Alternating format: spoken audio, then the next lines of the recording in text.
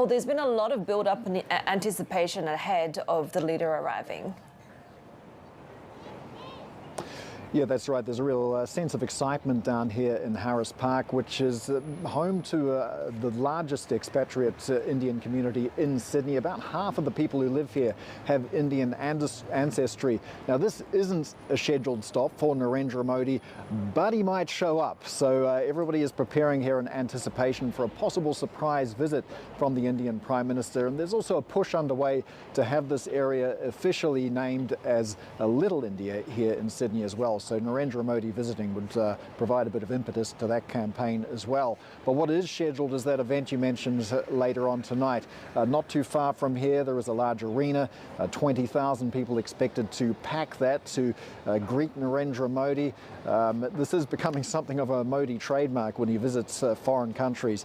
He holds a large rally for the expatriate community, so there's a real sense of excitement around that as well. Well, what about the business part of this trip? We know that he is talking to corporate executives while in Australia as well.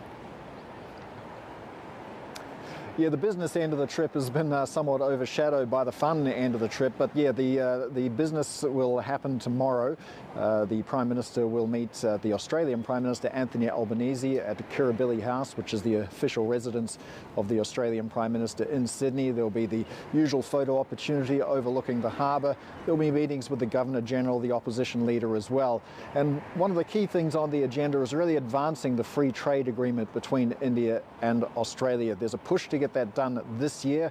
The majority of products imported and exported by both countries are already tariff-free, but the deal not quite done yet. Both countries also looking to diversify their trade away from China.